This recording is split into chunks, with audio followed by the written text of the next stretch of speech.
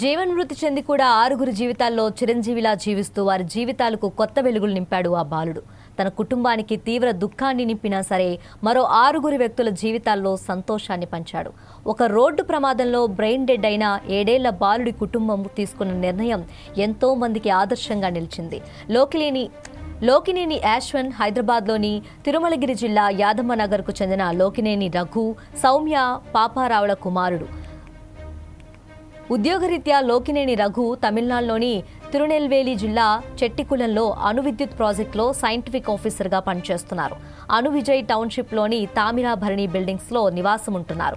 అయితే జూన్ 29న సాయంత్రం యాశ్వన్ సైకిల్పై రోడ్డు దాటుతుండగా అటుగా వెళ్తున్న ఒక అంబులెన్స్ అతన్ని ఢీకొట్టింది. దీంతో యాశ్వన్ తలకు తీవ్ర గాయాలయ్యాయి. వెంటనే సమీప ఆసుపత్రికి తరలించారు. పరిస్థితి విషమంగా ఉండటంతో తిరువనంతపురంలోని కిమ్స్ ఆసుపత్రికి తీసుకెళ్లారు. అయితే బాలుడికి అత్యవసర చికిత్స అందించినప్పటికీ అతడి పరిస్థితి మెరుగుపడలేదు. రోజు రోజుకు యాశ్వన్ ఆరోగ్యం క్షీణించడంతో చివరికి జూలై 5వ తేదీన బాలుడికి బ్రెయిన్ డెడ్ అయినట్లు వైద్యులు ధృవీకరించారు. దీంతో యాశ్వన్ కుటుంబం తీవ్ర దుఃఖసంద్రంలో మునిగిపోయింది.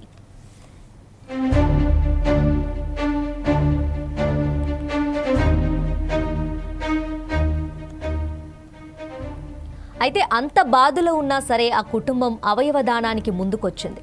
యాశ్వన్ 2 కిడ్నీలు, కాలేయం, 2 కార్నియాలు, గుండె కవాటంతో సహా మొత్తం 6 అవయవాలను దానం చేశారు.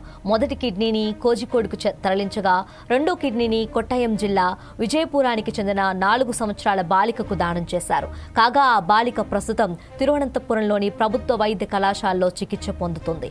ఇక కాలేయాన్ని కొల్లం జిల్లా కలవత్కల్కు చెందిన 17 ఏళ్ల బాలికకు దానం చేయనున్నారు. ఆమె కిమ్స్ ఆసుపత్రిలో ఉంది. అదనంగా గుండె కవాటాన్ని శ్రీ చిత్ర తిరునల్ వైద్య విజ్ఞాన సాంకేతిక సంస్థకు దృష్టిలోపం ఉన్న వారికి చూపును పునరుద్ధరించడానికి 2 కార్నియాలను ప్రాంతీయ నేత్ర వైద్య సంస్థకు అప్పగించారు. దానం చేసిన కిడ్నీ ఒకదానిని అత్యవసర పరిస్థితుల్లో తిరువనంతపురం నుంచి కోజికోడ్కు తరలించారు. రోడ్డు మార్గం ద్వారా అంబులెన్స్లో సురక్షితంగా పంపించారు. ఆరోగ్య శాఖ మంత్రి కె మురళీధరన్, హోంమంత్రి రమేష్ చెన్నితాల ప్రత్యక్ష ఆదేశాల మేరకు పోలీసులు ఏర్పాటు చేసిన ప్రత్యేక గ్రీన్ కారిడార్ ద్వారా ఈ కీలక రవాణా సాధ్యమైంది. దీనివల్ల ఆ అవయవం ఎటువంటి జాప్యం లేకుండా గమ్యస్థానానికి చేరుకోగలిగింది. అయితే కిడ్నీని తీసుకువెళ్తున్న అంబులెన్స్ ఉదయం 11:19 తిరువనంతపురంలోని కిమ్స్ ఆసుపత్రి నుంచి బయలుదేరి సాయంత్రం 5:15 కోజికోడ్లోని ఇక్రూ ఆసుపత్రికి చేరుకుంది. అక్కడ చికిత్స పొందుతున్న కన్నూరుకు చెందిన 17 ఏళ్ల యువకుడికి ఆ కిడ్నీని అమర్చే ప్రక్రియ జరుగుతుంది.